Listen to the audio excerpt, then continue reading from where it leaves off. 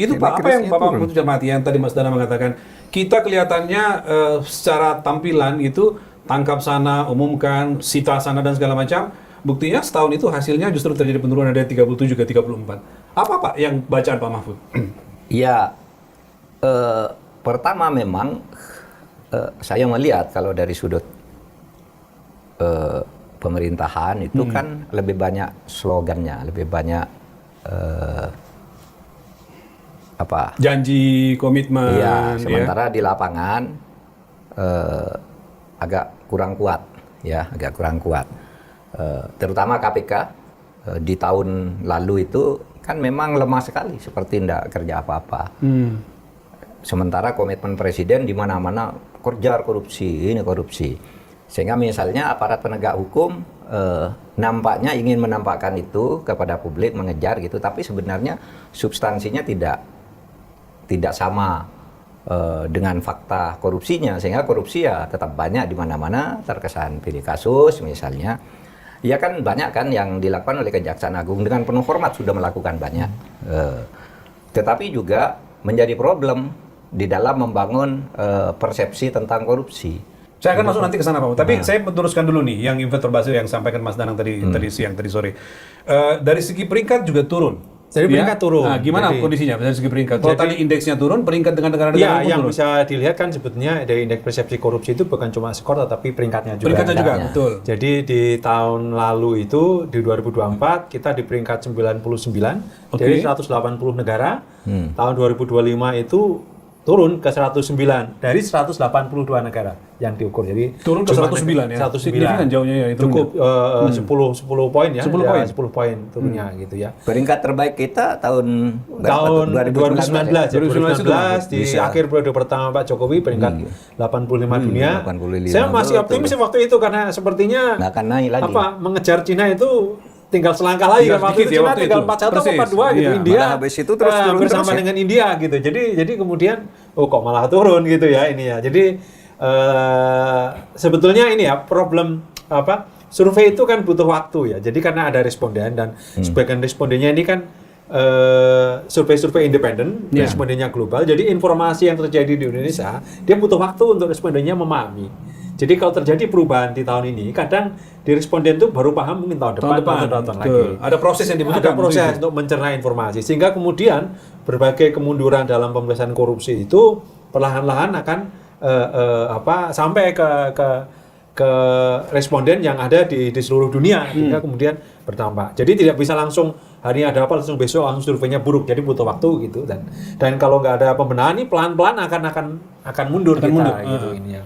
Pak Mahfud, kenapa penting Pak setiap tahun kita harus menerima dan membaca ini dan menerima sebagai sebuah kenyataan harus evaluasi. Seberapa penting bagi semua negara itu untuk mengetahui posisi penilaian global terhadap kondisi pemberantasan korupsi di negaranya? Karena kalau dari satu segi aja ya, masalah kepastian hukum bahwa tidak akan dikorupsi, tidak akan diperas dan tidak akan dimain-mainkan, diambangkan itu penting bagi investor. Kalau kita ngejar-ngejar investor, seluruhnya orang mengatakan kalau tidak ada kepastian hukum ngapain ke situ. Nanti orang mau investasi ke sini, aturannya begini-begini, tiba-tiba ketika mau masuk ada calo dari pejabat yang mendekati, udahlah kamu segini aja, nanti saya kasih sekian ini. Nah kan orang tidak pasti takut kan, loh kalau nanti pejabatnya ganti habis dia, iya kan? Nah ketidakpastian yang seperti itu akan menyebabkan ekonomi juga tidak akan bergerak cepat gitu. Orang takut gitu. Maka banyak kan investor-investor yang tadinya oke gitu sampai sekarang nggak berani juga. Kan harus pada penegakan hukum gitu ya. Karena aset kemajuan satu bangsa itu kan 44%-nya dihukum. Yang menurut Bank Dunia itu ya? Iya, menurut Bank Dunia tahun 2006, 44% hukum. Kekayaan kita yang katanya luar biasa termasuk paling kaya di dunia itu hanya 23% kontribusinya terhadap kemajuan bangsa.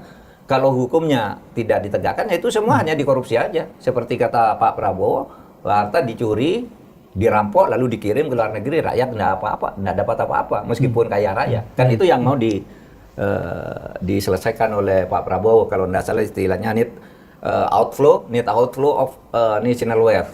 Ya, itu kata Pak Prabowo, harta dibawa ke negeri kita nggak dapat apa-apa, gitu. Nah, itu semua berkaitan dengan kepastian hukum, penegakan aturan-aturan. Gitu. Dan jangan harap gitu ya, Kalau pemberantasan korupsi itu hanya formalitas, hanya untuk menunjukkan bahwa saya bertindak gitu, saya sudah menyuruh, tapi secara substansi hukum tidak ditegakkan dengan benar, jangan harap akan ada kemajuan. Karena kunci utama kemajuan dan keselamatan satu bangsa itu adalah penegakan hukum dan pemberantasan korupsi. Nah, Tentu Mas saja. Dana, kalau kita bicara tentang apa tadi concernnya Pak Mahfud itu, kalau bicara soal sektor, kalau tadi kan 9 itu lembaga penilai, kira-kira gitu ya. Sektor atau bidang apa yang membuat kita menjadi dilihat makin tidak memberantas korupsi, makin turun apa namanya? Sebetulnya penilaian kalau korupsinya? penurunan yang paling tajam itu kan dari IMB tadi yang paling skornya paling Ya, tinggi, IMB walaupun paling PRI juga tinggi.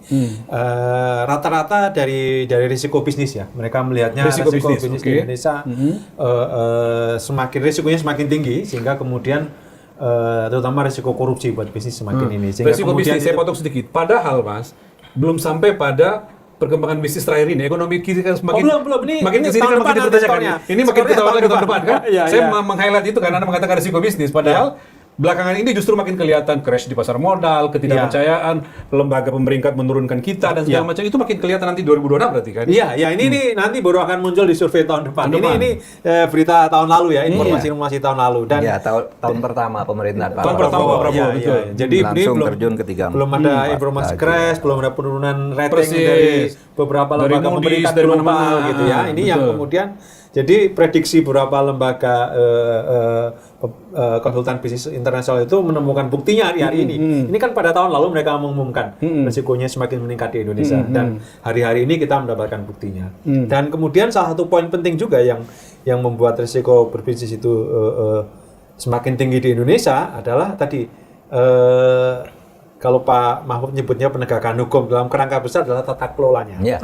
Jadi kasus korupsinya berhenti pada penegakan hukum, menangkap, menyita, selesai gitu. Selebihnya tidak Bagaimana ada prosesnya, seberapa Ya. kredibel perusahaannya segala macam. Ambil contoh begini, contoh kasus yang heboh waktu itu cukup besar dan ini Surya Darmadi di Utah Palma disita perusahaannya gitu, Ya. seluruh asetnya, seluruh konglomerasi. Ya mungkin juga dia salah gitu ya, mungkin dia juga bersalah banyak, alih fungsinya juga bermasalah. Tetapi kemudian pertama mengapa yang membuat dia melakukan itu tidak dibenahi? Yang kemudian asetnya dialihkan kepada BUMN baru. Ke BUMN baru? BUMN baru Oke. yang isinya tidak Ya, direksinya dipilih tanpa melalui proses seleksi yang terbuka. Kita sebut saja Agrinas maksudnya kan? Agrinas, Oke. Agrinas. Karena Jadi- itu orang udah membaca di media. Iya, Agrinas. Dan kemudian Oke. jadi pertanyaan kan kompetensinya di mana untuk mengelola aset-aset Duta Palma. Tapi proses itu kemudian seperti terulang lagi gitu. Karena hari-hari ini misalnya ada pencabutan izin konsesi di 28 perusahaan yang dianggap berkontribusi pada banjir di Sumatera. Oke, Dan sebagian iya. dialihkan kepada BUMN baru yang akan dibentuk, PT Perminas, perusahaan mineral Nusantara gitu Iya, ya. iya, iya. Jadi tanpa melalui proses hukum, tanpa melalui audit dan investigasi ya, kalaupun 28 perusahaan salah ini kan, ini pemerintahnya siapa waktu itu yang memberikan izin kan? Salahnya sebesar apa gitu? Apakah hukumannya kan bisa beragam? Mungkin ada denda, mungkin juga bisa disita. Itu kan Iya, harus iya. dibuktikan semuanya. Terus Iya. kemudian apakah mereka mendapatkan kesempatan untuk membela diri juga? Ini kan Iya, proses yang harus ini dilalui gitu ini ya. jadi menarik Pak Mahfud karena menjadi besar Pak. Kalau muncul di media kita baca misalnya Agen Court Resources kan Ya. masalah di Sumatera Utara Pak. Ya, ya. Tambang emas Martabe ya Tambang kalau nggak emas, salah. iya. Itu mereka mengatakan kami proper nih, kok tiba-tiba dialihkan ke BUMN. Itu fenomena baru kayaknya tuh yang kita lihat Iya, ya. iya. Jadi nangkap tapi lalu kemudian prosesnya seperti apa jadi dipertanyakan Pak Mahfud. Ya. Itu gimana Pak? Ya itu tata kelolanya tadi Tata kan. kelola, ya. Dan kayaknya semangat untuk merampas aset-aset atau perusahaan yang diduga merugikan negara itu tidak disertai dengan kesiapan tata kelola. Nah, yang saya dengar juga perampasan terhadap aset-aset perkebunan dan itu sudah dirampas, tapi kemudian pengelolaannya susah. Akhirnya apa? Diam-diam dikerjakan lagi dengan yang lama, kontrak lagi dengan yang lama. Iya, Terus iya. apa lalu bedanya? Nah ini aset tata kelolanya harus terbuka juga. Artinya Pak Mahfud dari sisi hak negara kita ambil itu bagus ya. Bagus. Tapi bahwa prosesnya yang harus kita tetap dukung, berdasarkan ya, harus hukum ya. transparan dong. Yang sudah punya hak, sudah punya lisensi secara sah dan berhak atas pengembalian misalnya kan harus juga dikembalikan kalau itu diambil oleh negara. Iya, iya. Dengan cara transparan berapa sebenarnya Anda yang layak untuk dapat pengembalian ini mau dikelola oleh negara karena lebih produktif misalnya. Jadi semangat untuk merampas-rampas itu semangatnya sangat bagus. kita dukung karena ini harus kembali ke negara semua. Persis. Tapi tata kelola dan kejujuran aparatnya itu harus benar-benar, terutama dalam proses peradilan itu juga harus transparan. Ini saya dapat informasi misalnya ada seorang ibu kira-kira 3 atau 4 tahun yang lalu ya, hartanya dirampas oleh KPK dengan dugaan, bukan sangkaan dulu, dengan dugaan dia melakukan pencucian uang, Bu Linda namanya. Nah, sampai sekarang nih sudah 4 tahun nih, tidak ada kasusnya pencucian uang dari mana, kemana, siapa subjeknya, dia minta diadili, tidak diadili juga, uangnya tidak dikembalikan. Jadi nggak jalan proses hukumnya selama Proses bertahun. sampai sekarang, sampai hari ini kita bicara nih, ketika ini anjlok ke 34 dari 37 ini, sampai hari ini orangnya masih nangis-nangis. Saya minta keadilan kemana? Kalau saya salah tolong dong diadili. Saya mencuci uang dari mana dan seterusnya dan seterusnya. Nah nanti kita clearkan. Nah yang begini-gini nih banyak terjadi. Mas Rizal, orang sudah terlanjur melakukan sesuatu lalu tidak berani menyelesaikan, menuntaskan, mengembalikan hak. Itu buktinya.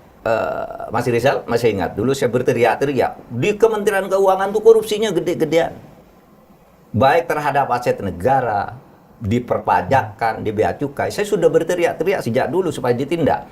Lalu Pak Mahfud tidak bertindak sendiri, tidak boleh dong. Menko Polhukam tidak boleh bertindak, menterinya. Tapi tidak ada langkah apa-apa dari Kementerian Keuangan. Saya sudah bilang sarangnya itu di perpajakan dan bea cukai. Kemudian pengelolaan aset-aset yang BLBI itu sudah. Itu kan yang kita kerjakan waktu itu. Tapi tidak ada. Punya utang resmi, sudah putusan pengadilan, tidak dibayar juga. Ya. Apa? Ngaku utang? Iya ngaku Pak. Terus gimana? Ya nanti ada alasan ini. Sehingga kesimpulannya bagi saya ini tidak berani menyelesaikan. Sehingga menunggu pejabat baru. Kan di dalam rasa-rasa, nah sebentar lagi kan diganti. Biar pejabat baru. Pejabat baru juga takut. Sampai bertahun-tahun, belasan tahun gitu tidak selesai karena setiap ganti pejabat mulai dengan janji-janji baru, mulai dari ini baru. Sehingga tata kelolanya itu tidak berkesinambungan. Ya Pak Mahfud sebutkan tadi bahwa dari dulu berteriak bahwa di pajak dan bea cukai itu terbukti sekarang Pak. Hampir tiap hari kita dengar ya. Sekarang Pak Purbaya tim jadi Pak Purbaya dan membuka kesempatan. Kejaksaan Silakan sudah masuk. mulai buka itu. Benar Pak, terbukti KPK sekarang. sudah terbukti semua. Bahkan kemarin sore nih ada pengumuman importasi emas udah mulai 4 tersangka. Yang dulu kita Kasus itu, Pak, Iya. pencucian uang. Iya, 39 triliun. Kan dulu kan 39 kita triliun. umumkan Persis, kan itu. persis. Tapi tidak ditindak-tindak. Sekarang baru ditindak nih. Gitu. Itu sebuah permulaan yang bagus di awal tahun 2026. Mudah-mudahan nanti menaikkan kembali